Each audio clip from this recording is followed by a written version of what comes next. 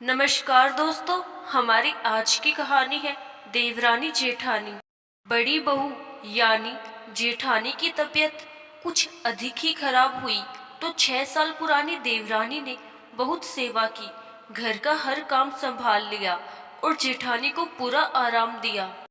जेठानी को हैरानी थी कि कभी मुझसे ठीक से बात न करने वाली, घर के काम में मदद ना करने वाली देवरानी कैसे बदल गई। पर उसे अच्छा लगा कि समय पड़ने पर बहू ने हर काम संभाल लिया। पर स्त्रियां तो बिना बोले रह नहीं सकती हैं, तो स्वास्थ्य कुछ बेहतर होने पर जेठानी ने देवरानी को पास बिठाकर बड़े स्नेह से कहा, तुमने मेरी बड़ी सेवा की। इन दिनों प्रिया, दवा से ज्यादा तुम्हारे प्रेम से मैं जल्दी ठीक हो रही हूँ। पर यह बताओ कि हम पिछले 6 साल से साथ हैं, पर हमारी यूं दोस्ती कभी क्यों नहीं हुई। भाभी, मैं जब शादी होकर आई तो आप सब नए थे मेरे लिए। मैं तो किसी के बारे में कुछ जानती ही नहीं थी।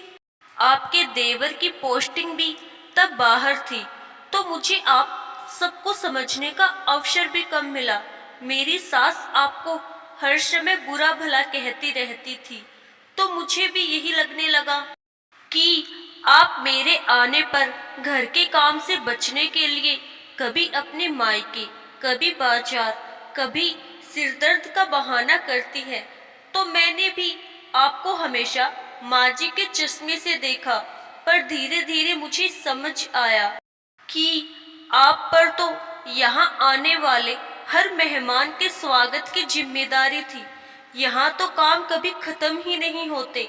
ननद की और हमारी शादी की जिम्मेदारी भी आपने ही निभाई।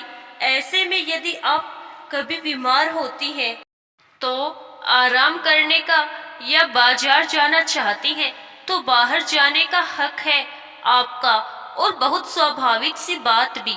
ऐसे में हम सबको आपका साथ देना चाहिए।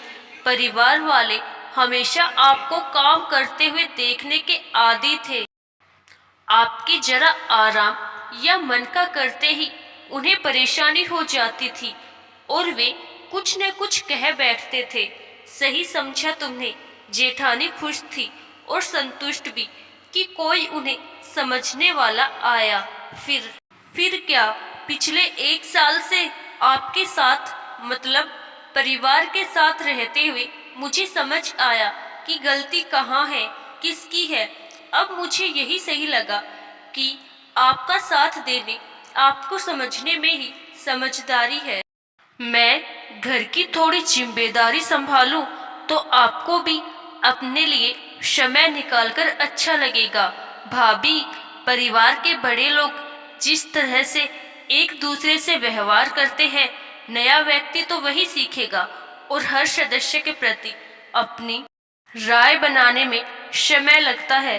पर मुझे खुशी है कि देर लगी पर मैं सही राय बना सकी। प्रिया के शवर में बहुत अपनापन था।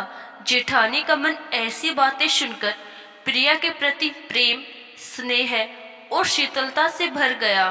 बड़ी संतुष्टि के भाव से उन्होंने प्रिया के सिर पर आशीर्वाद का हाथ फिराया और दोनों देवरानी जेठानी मुस्कुरा उठी। आशा करती हूँ दोस्तों, आपको हमारी आज की कहानी जरूर पसंद आई होगी। धन्यवाद।